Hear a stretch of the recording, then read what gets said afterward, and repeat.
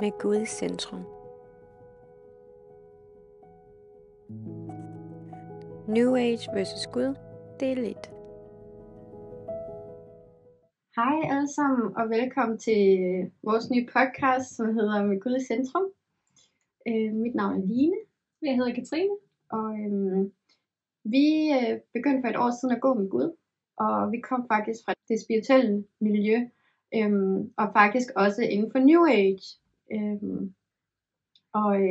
Det var lidt et chok lige pludselig, at vi begge to kom i kontakt med Gud hver for sig. Og derfor har vi fået at vide af Helligånden, som man modtager, når man går med Gud, at vi skulle starte den her podcast, som vi nu har fået gjort. Og derfor så ønsker vi at præsentere nogle ting omkring det spirituelle / New Age versus Gud. Fordi vi blev ret overrasket over mange ting, vi fandt ud af, som ikke var korrekte, som vi troede omkring kristendom for eksempel.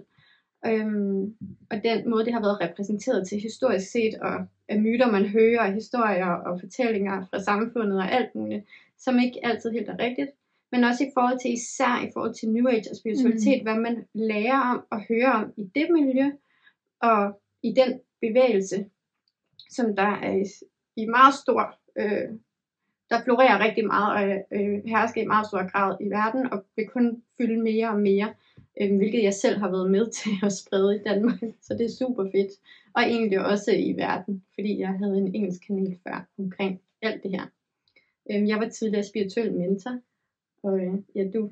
Jeg var det bare mest for mig selv. Ja, privat. Privat, ja.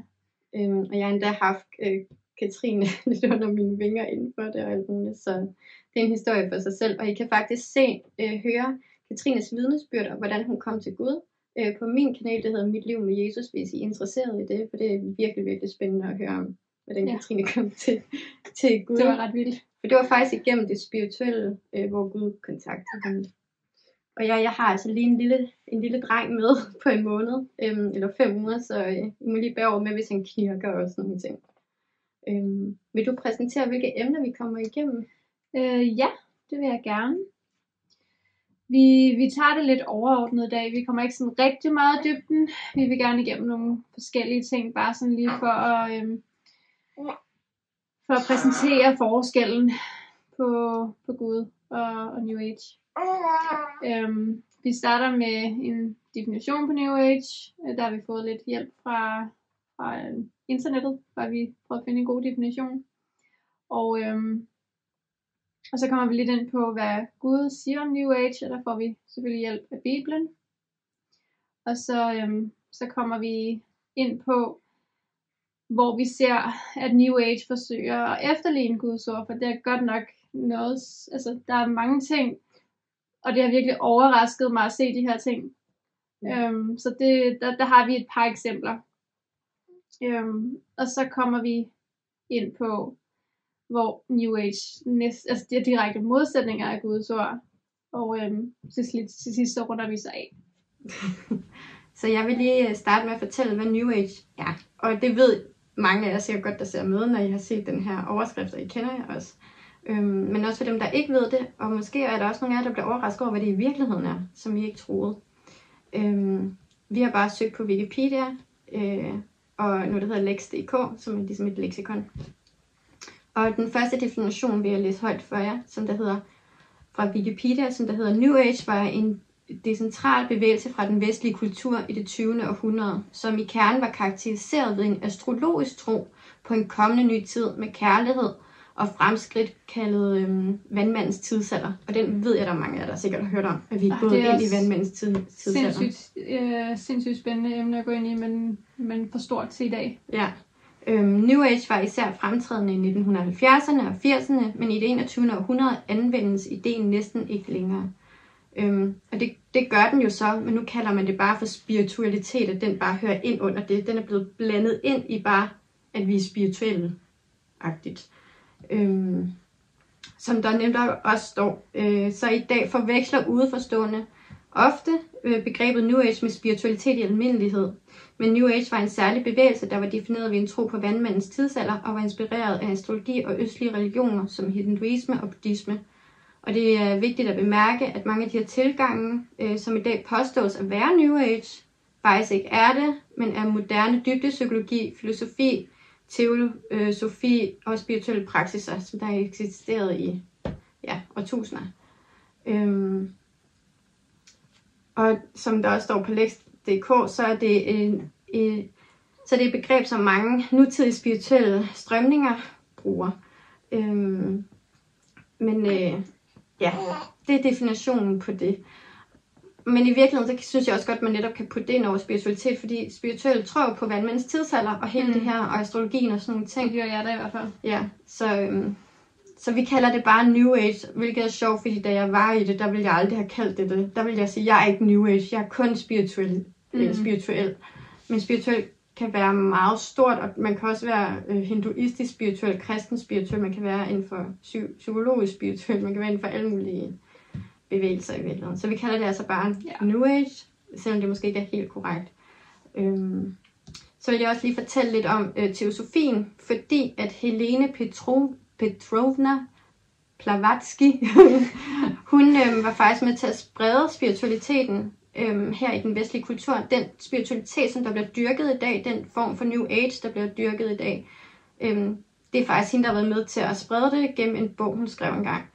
Og hun var også, af hvad jeg synes, at jeg husker, bare sådan lige hurtigt, at hun faktisk også var frimurerkvinde, selvom kvinderne ikke måtte være frimurer, så var hun en del af det.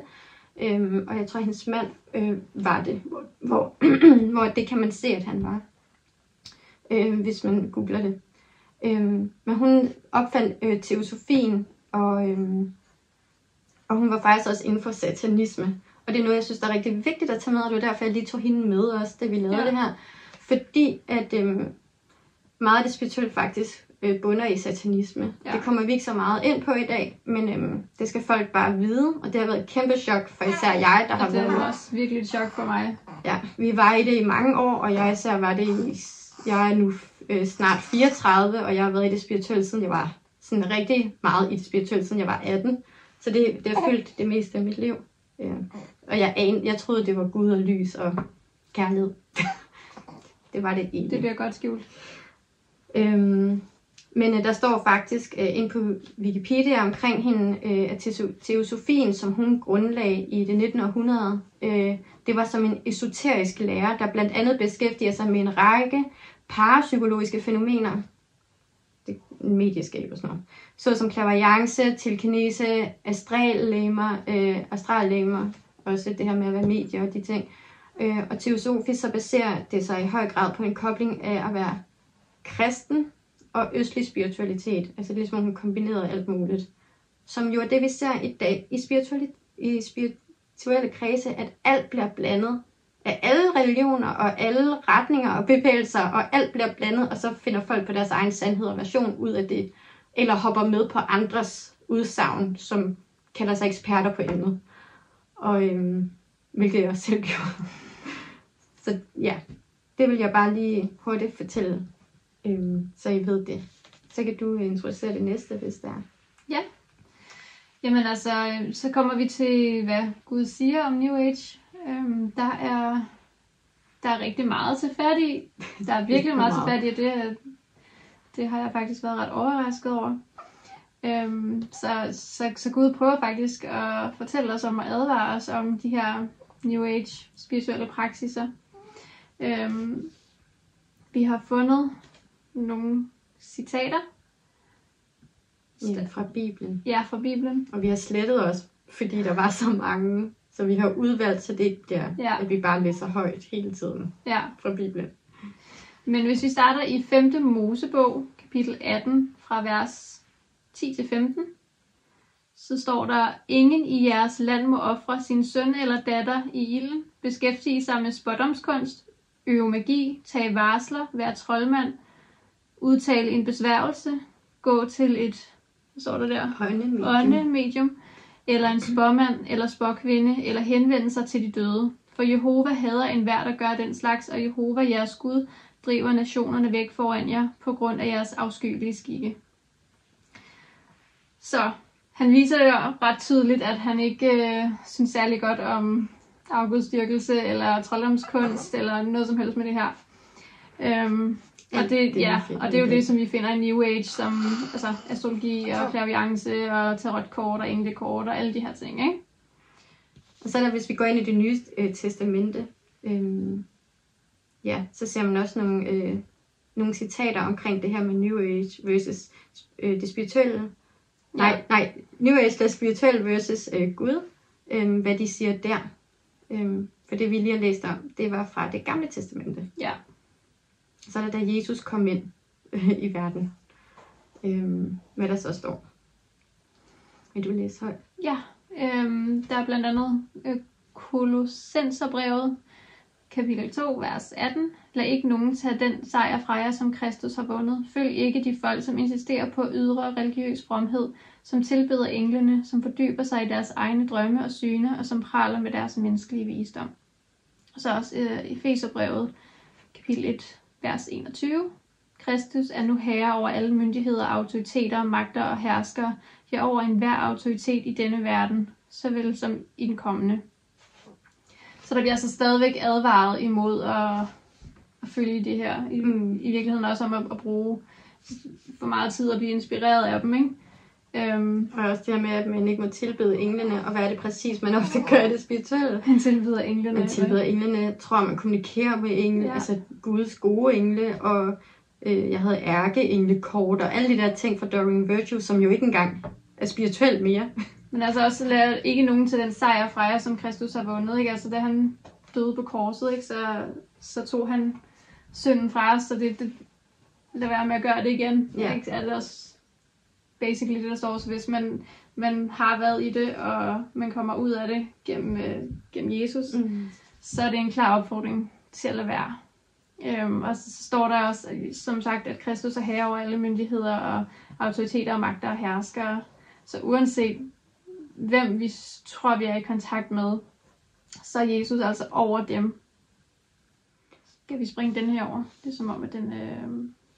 Nej, for jeg synes også, det er fint i forhold til, at det er fordi, vi har skrevet det her med, at folk tror, at de har fat i Gud, men i virkeligheden er det Satan, folk har fat i, som de tror er Gud. Den der oneness, det der med, at vi tror, vi føler, at vi er en, og alt det her, og der er meget, Gud er meget med, vi er ikke en. Der er jer, der er mig. Jeg er Gud, jeg hersker. Jeg er den største, vi er ikke det samme. I er faktisk børn af Adam og Eva. Ikke børn af mig, men man bliver børn af Gud, når man modtager Helligånden. Ligesom Jesus var. Men man tror, at det er Gud. Fordi der står i Korintherbrevet, kapitel 11, vers 14. Det er ikke så mærkeligt, for Satan selv giver sig jo ud for at være lysets engel. Og det var sjovt, at jeg også kaldte det lyskilden Gud, og alle de der ting, og folk kalder det lyset også ofte Gud. At det er lyset, og det er lyset mod mørket, og alt det her. Satan var lys. Han var en lysengel. Han var en lysengel. Og han sang endda enormt smukt, og også derfor man ser meget med Satan, for eksempel i popkultur og gennem musik og alt det her. Han var virkelig smuk, altså det var derfor han blev forblindet af sig selv, og lige pludselig gerne selv ville være Gud. Fordi han var smuk, og han sang fantastisk og alle de her ting, og han var det her lys. Og det er derfor han med det her lys, det bruger han til at snyde folk og manipulere med folk. Og der står også, og det tror jeg faktisk ikke vi er med i dag, men der står faktisk også, at Satan han hersker over jorden. Det har vi da ikke med, har vi? Det synes jeg ikke. Nej, det har vi. At Satan faktisk hersker over jorden, da Jesus han har modtaget Helligånden. Der skal han ud i en ørken i 40 dage, og der bliver han fristet af Satan, som de også kalder djævlen der. Og der vil han til sidst give ham hele verden og alle rigdom, fordi det er det, han hersker over. Han hersker over rigtig meget i verden, men Gud har selvfølgelig altid det sidste ord, skulle have sagt, men han hersker over rigtig meget i verden og dominerer rigtig meget hernede. Og derfor kan han godt nærmest virke som en Gud, som når folk tror, de manifesterer, så kan han godt få ting til at ske, og alle de her ting. Og han kan godt få ting til at gå godt for dig, men der er også en grund til, at for mange manifestationer ikke virker, og de prøver alt muligt af for at se, om det virker. Og det virker bare ikke, og de forstår det ikke. Det er fordi, at Satan vælger, at det ikke skal ske. Altså, han vælger at vrage, hvad han vil, og hvad end der holder dig i det spirituelle, og gør, at du tænker, jeg skal finde ud af mere inden for det her, og du går endnu dybere, endnu mere ekstremt, så gør han det. Hvor hvis der er nogen, han kan se, de vil ikke gå dybere, så giver han dem bare alt muligt, og så er de også gode billeder til at få de andre til at hungre efter det samme. For eksempel rigdom. Og alt det, og godt helbred. Penge, min manifestation, det var ret stort. Ja. Penge og penge. Ja. Rigdom. Nu skal jeg i hvert fald. Nå. Men ja, der er en masse citater også omkring det.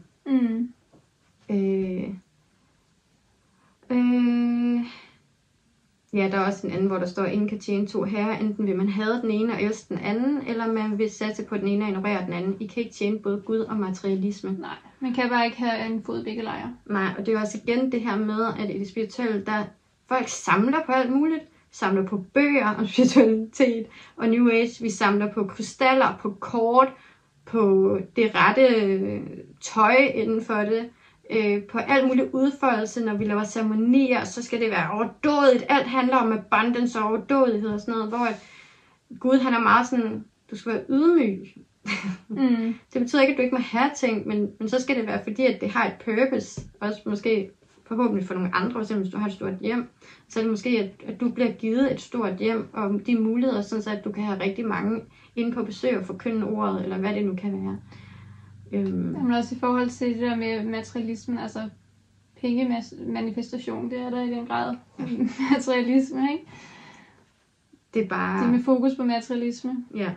Og så selvfølgelig er der jo også den anden side, hvor der er nogen, der igen, spiritualitet og New Age er meget, hvor folk, de tager det, som de selv kan bruge. Og så er der nogen, hvor der prøver de også at være meget ydmyge og bliver buddhister og sådan nogle ting. Og selv der er der mange, der også lever i kæmpe villaer og sådan noget. Men det er bare for at sige, at så i det spirituelle, det er også derfor, det er svært nogle gange at lave det her, som vi vil lave i dag, fordi at det har så mange retninger også, og det er så individuelt, fordi folk bare tager, hvad de tager, hvad der føles rigtigt, ikke? Ja.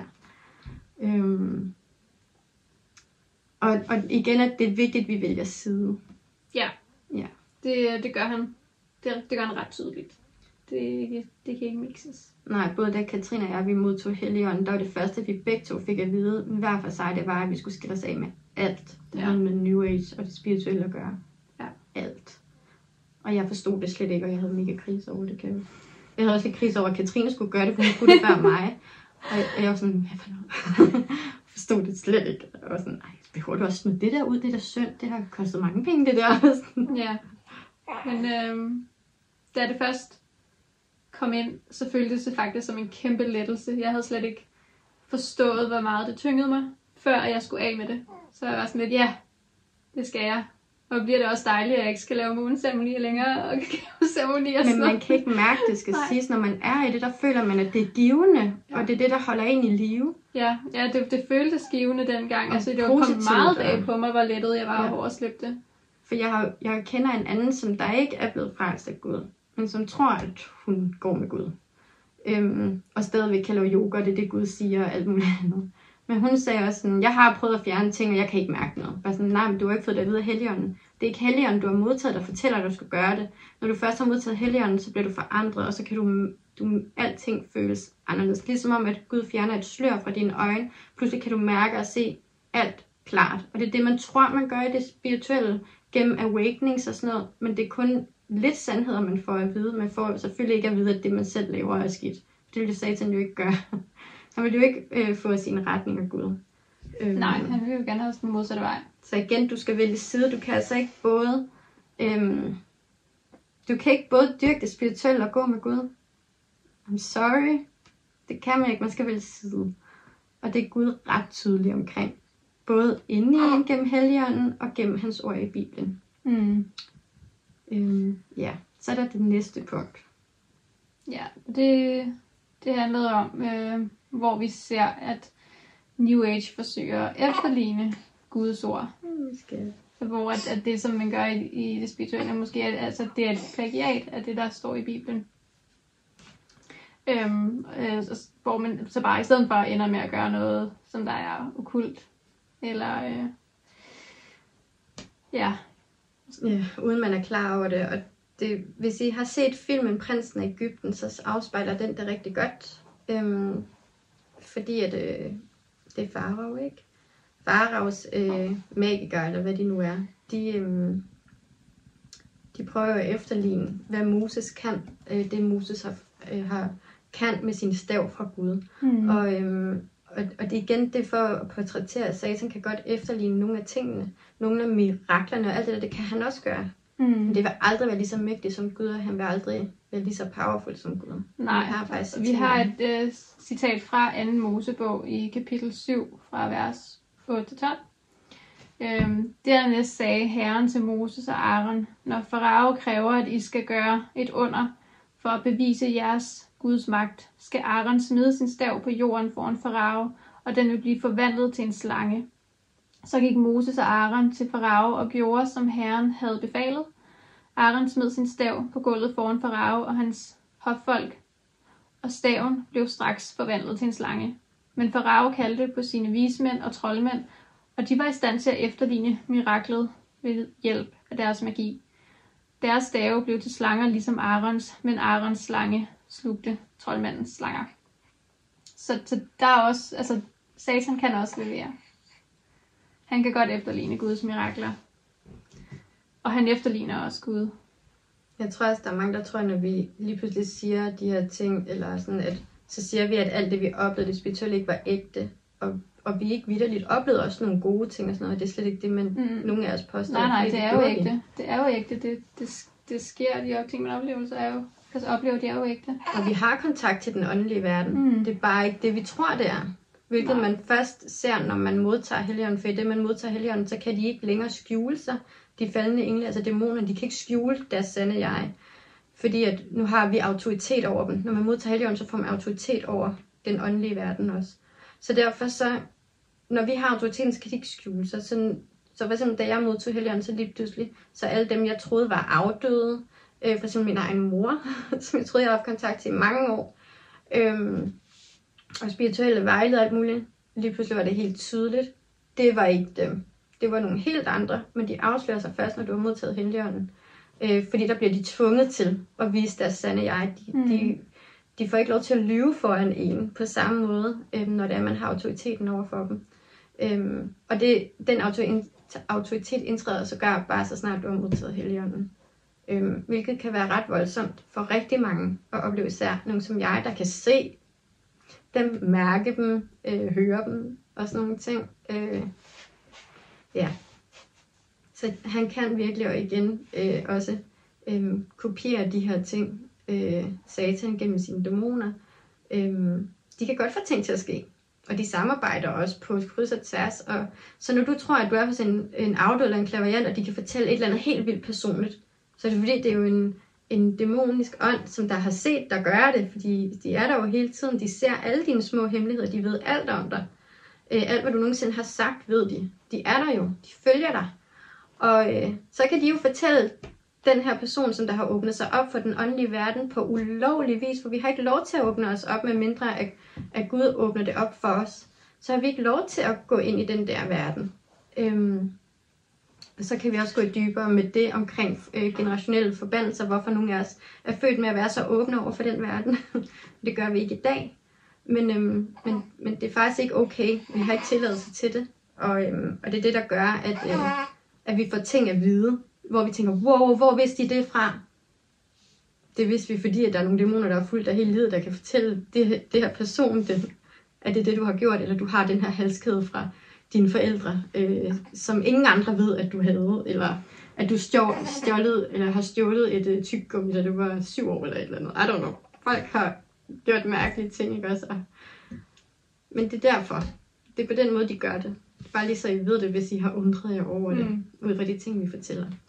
Men det var så et gammelt eksempel fra Bibelen. Vi har også taget et par eksempler, sådan mere nutidige eksempler. Ja. Vi har ikke lige fundet så mange, men jeg synes, vi har fundet nogle interessante. Vil du tage den første?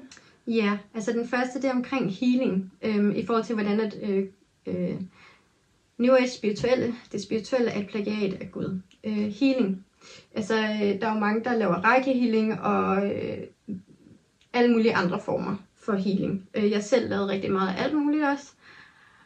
Hvor jeg troede, enten jeg havde igen, så er det et plagiat, at man tror, at man healer gennem en lyskilde, altså Gud eller noget andet i den. Du er en energi, der er god, og sender den energi igennem kroppen og ud til folk, så de bliver helbredt, eller i hvert fald for smertelindring, eller hvad det nu kan være. Eller også så er der også en ny form for healing, som jeg til sidst lavede rigtig meget af, hvor det er, at man tror, at det kommer indefra. Hvilket er endnu mere meget satan, at det hele handler om mig. Det er meget selvisk i virkeligheden, egoistisk, og det er det, der er fokus. Så selvfølgelig er det mig, der kan helbrede andre. Fordi jeg er jo en lille gud-agtig. Undskyld, hvis jeg lyder fordømmende, men det er fordi, at når man kommer ud af det, og man ser tilbage på det, så virker det skørt noget af det. Så det beklager jeg. Men man ved ikke, at det er sådan lidt tragikomisk nogle gange, når man snakker om det, og man hører sig selv om de ting, man har troet på og sagt og gjort og sådan noget. Men det er i virkeligheden et plagiat, alt det her med healing, på Jesus helbredelser. Jesus kunne jo helbrede. Og når man modtager Helligånden, kan vi også helbrede. Jesus disciple helbredte, hans apostle, som dem der fulgte ham, blev helbredt også. Også da han var i liv, fik de også lov til det via Helligånden, og modtog den så fuldt, da han var genopstået. Og det gør vi andre også, når vi får Helligånden i os, når vi går med Gud. Så i virkeligheden, så kan alle Guds disciple, der går med Gud, helbrede. Og igen, så vil Gud altid trumfe det spirituelle / New Age. Så hvis du har prøvet at være til en healer, og du kunne mærke, det kildede lidt, og det lindrede lidt et eller andet. Fordi der er ikke så mange historier, jeg har hørt om, hvor de decideret er blevet helbredt. Det sker i det her, og det hørte jeg egentlig også godt lidt om før. Men jeg benægtede det lidt og gad ikke gå ind i det, fordi jeg havde mange fordomme omkring. Ja, der er virkelig mange historier om eksempler på Jesus, der helbreder. Ja, men også folk i dag, der helbreder. Ja. Som jeg havde hørt om, for eksempel nogle kirker bare i København, hvor der er nogen, der faktisk er blevet helbredt for alt muligt. Sådan ret vildt, fuldkommen ligesom dengang med Jesus. I hans tid og med hans apostle og disciple, som de har skrevet om af beretninger. Der er for eksempel en af citaterne omkring, hvor Jesus helbreder, som det er et plagiat på, hvor han helbreder en mand på sabbatten. Så fortsatte Jesus og disciplene vandringen og nåede frem til deres synagoge. Derinde var der en mand med en forkryblet hånd, og farisæerne spurgte nu Jesus: er det så også tilladt at helbrede nogen på en sabbat? De håbede på at få noget at anklage ham for.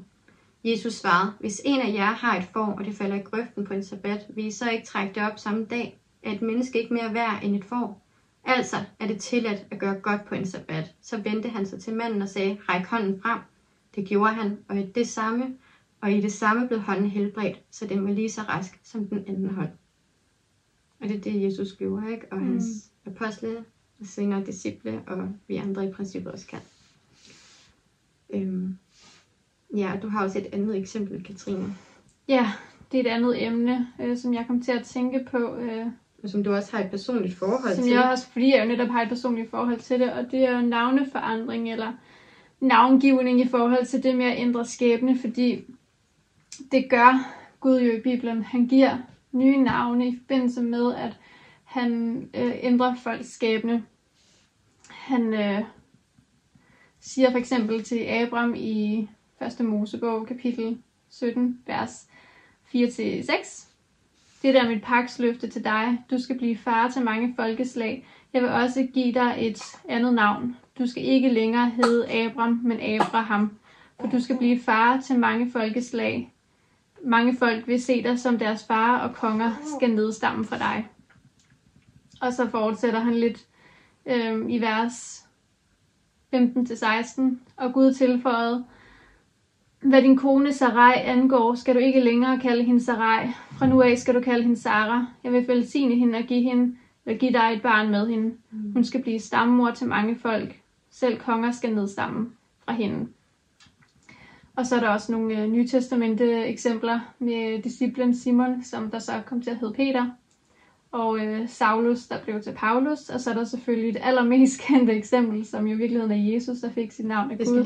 Det er Saulus, ikke? Fordi jeg kommer altid til at miste Saul med Saulus. Det er mig, der har skrevet det, om det var Saul eller Saulus. Han bliver faktisk lidt i tvivl, når du spørger. Fordi sidste gang jeg sagde det, havde jeg åbenbart sagt det forkert, fandt ud af for min præst, som jeg havde snakket med. Og nu bliver jeg faktisk lidt i tvivl. Nå, men ellers er det Saul, der er blevet til Paulus. Men, Ja, en af de to. Ja. Til... Så er der det mest kendte eksempel, som du også har skrevet her. Ja, det bliver sagt til Josef, som jo er Marias forlovede. I Matteus evangeliet, kapitel 1, vers 21. Hun skal føde en søn, og du skal kalde ham Jesus, for han skal frelse sit folk fra deres synder. Og New Age har jo New Age har deres egen version af det her, som jo er numerologi. Og jeg fik jo også selv et nyt numerologisk navn, og det gør du også. Det nåede jeg i sidste øjeblik. Det blev lige godkendt, da jeg havde gået med Gud, så var jeg sådan lidt... Jeg tror, det var et halvanden måned, inden jeg gik med Gud. Ja. Så fik jeg mit navn godkendt efter et halvt år, og så måtte jeg ændre det tilbage igen efter en måned. Ja, men der er det jo også pointen, at man ændrer sin skæbne og ændrer sine energier og alle sådan nogle ting. Man får lagt sådan et, hvad hedder det, numeroskop, er det numeroskop, det ja, som der sådan viser, hvad ens nye skæbnetal er og sådan noget. Ja. Problemet er bare, at det er trolddomskunst. Det kommer ikke fra Gud, og man ved ikke, hvilke kontrakter det er, man indgår med det her spirit realm, eller hvad vi skal kalde det. Det samme, når du healer. Ja, præcis. Det er samme, ikke dig, der healer. Det er noget andet, du har kontakt til, der healer. Igen, så underskriver du kontrakter, og får også nogle gange noget ind i dig. Ja, det var det, vi kom ind på tidligere med den der, med at sælge sin sjæl. Var det ikke det, der stod? Jo. Ja. Så man ved ikke, hvad det er for nogle kontrakter, man indgår, når man gør de her ting. Nej. Ja. Og så lige for at runde den her af, vi har ikke flere eksempler med, vi skal videre til det næste. Men så kommer vi lige tilbage til det her, de her mirakler, som Moses og Aaron de udfører foran Farao. Det er i 2. Mosebog, kapitel 8, vers 12-14. Så sagde Herren til Moses, sig til Aaron, at han skal slå på jordens støv med sin stav. Så vil støvet i hele Egypten blive forvandlet til myggesværme. Moses og Aaron gjorde igen, som Herren havde befalet, og pludselig vrimlede det med myg over hele landet, og de angreb både mennesker og dyr. Troldmændene forsøgte igen at gøre miraklet efter, men denne gang kunne de ikke. Myggene sad tæt på både mennesker og dyr. Så det viser jo bare, at Gud er større. De kan meget. Satan kan meget, men han kan ikke lige så meget som Gud. Og jeg vil også lige læse den sidste linje op fra det første citat, jeg kom med fra Mosebogen her. Deres stave blev til slanger, ligesom Aarons, men Aarons slange slugte troldmændens slanger. Bare lige for at pointere, at Guds magt er stærkere og større end Satans. Ja. Tak fordi du så med. Det her, det var første del af New Age versus Gud. Hør mere senere i anden del, hvor vi snakker om, hvad forskellene er, og for det hele afrundet. Ha' det rigtig godt, og hej.